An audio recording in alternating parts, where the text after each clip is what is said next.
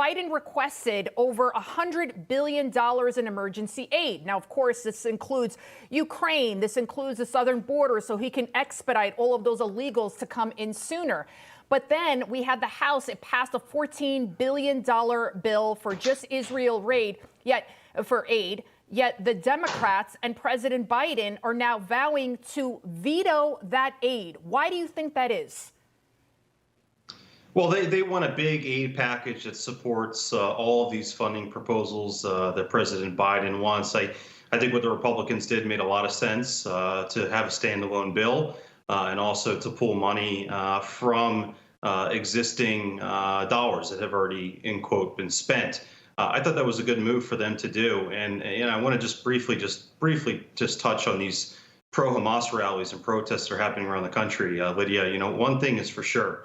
There are no Republican politicians at a federal, state, or local level, or Republican voters that are supporting these rallies. And sadly, there are many Democrats in Congress and in state houses around the country that are supporting these rallies. These pro-Hamas supporters taking to the streets of America, they're not looking up to people like the former President Donald Trump. No. They're looking up to radical members of Congress like Rashida Tlaib and Ilhan Omar. That says everything we need to know about the people that you're seeing on your screen right now.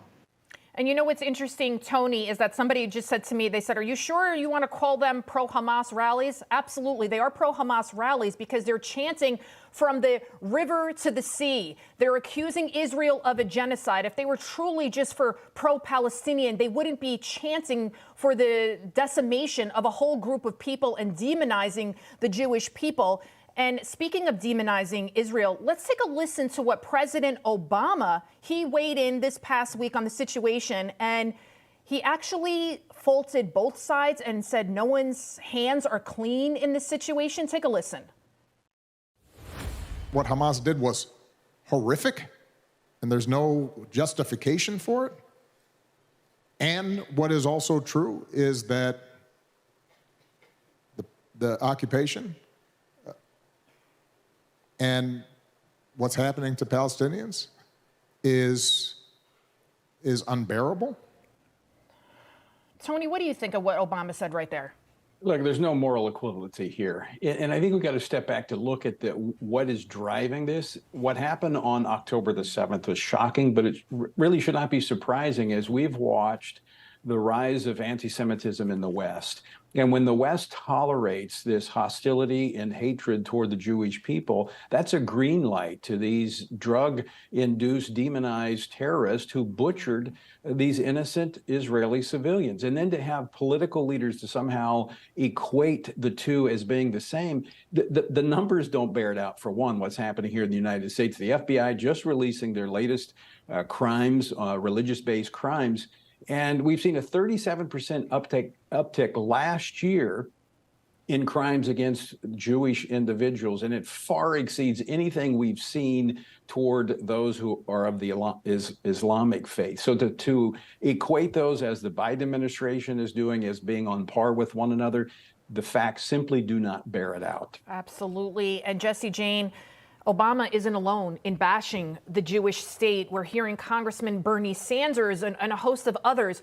What do you make of this? Is this type of rhetoric dangerous and is only kind of stirring the pot and getting people more riled up that already have hatred in their hearts? Well, not only is it dangerous, I'm really wondering, Democrats, is this really the hill you want to die on?